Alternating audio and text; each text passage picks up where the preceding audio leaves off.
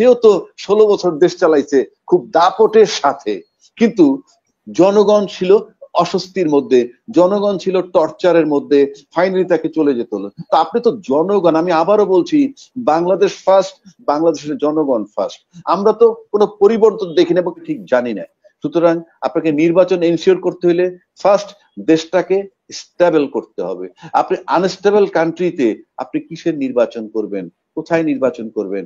এখন পর্যন্ত তো বিভিন্ন দলগুলাকে ঐক্যমত্যে নিতে পারলাম না। একজন দর্শক বলতেছিল যে ইসকনের ভূমিকা নিয়ে এবং এই আমেরিকার যিনি বিশেষ গোয়েন্দার প্রধান, তিনি ইসকন বেজ, উনি নিজে ইসকন, এই ধরনের কথা সবই ঠিক আছে।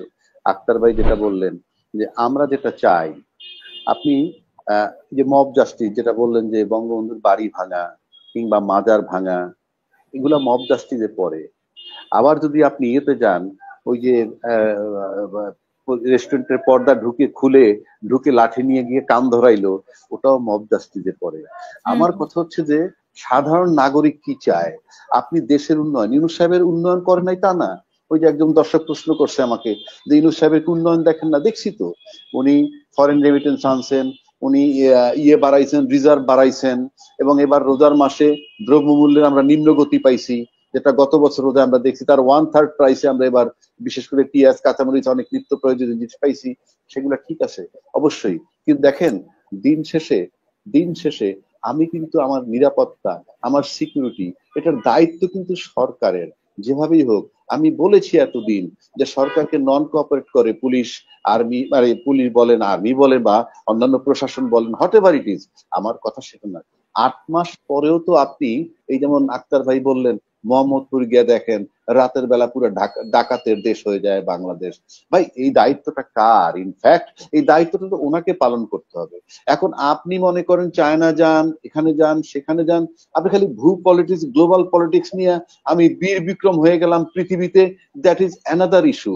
শেখ হাসিনা, সেও তো 16 বছর দেশ চালাইছে খুব দাপটের সাথে, কিন্তু জনগণ ছিল অস্বস্তির মধ্যে, জনগণ ছিল টর্চারের মধ্যে, ফাইনালি তাকে চলে যেতে হলো। তো আপনি তো জনগণ, আমি আবারও বলছি, বাংলাদেশ ফার্স্ট, বাংলাদেশের জনগণ ফার্স্ট। আমরা তো কোনো পরিবর্তন দেখি না এবং আশাবাদীও না যে সামনে স্টেবল হবে। এখন পর্যন্ত দেশটা স্টেবল হয় নাই। স্টেবল যদি না হয় আমরা কি করব? আমার তো ভাই সোশ্যাল সিকিউরিটি, আমার জানমালের সিকিউরিটি দরকার। এটার জন্য আইন, মানে কি বলে, আইন শৃঙ্খলা পরিস্থিতি কোনো উন্নয়ন হচ্ছে না। আমি ভাই ফার্স্ট প্রেফারেন্স আমার এইটা, আইন শৃঙ্খলার পরিস্থিতি করতে হবে। সেটার জন্য ইউনূস সাহেবের প্রচন্ড গুরুত্ব দেওয়া উচিত। কেন পারতেছেন না? এই জায়গাটা খুলেও বলছেন না, কেন হচ্ছে না? আপনি উনি গ্লোবাল ফিগার, আমার কোনো আপত্তি নাই, কিন্তু ভাই আমি নিরাপত্তা চাই, আমার সিকিউরিটি চাই। কোথাও আমরা সিকিউর না। একটা টক শো করি, কার পক্ষে যায় কার বিপক্ষে যায় আমরা ইনসিকিউর, এটা তো আমরা চাই না। এখন পর্যন্ত তো মানুষ, এই যে আমরা টক শো করি, সেটাও বাংলাদেশের লোক সহজভাবে নিতে পারে না। কারো দালাল হয়ে যায়, কারো বিপক্ষে গেলে সে, যার পক্ষে যায় তার কাছে ভালো, যার বিপক্ষে যায় সে বলে দালাল। এর ভিতরেই তো আমরা আছি। গঠনমূলক সমালোচনা চাই, গঠনমূলক কমেন্ট চাই, সবকিছু তো আমরা চাই।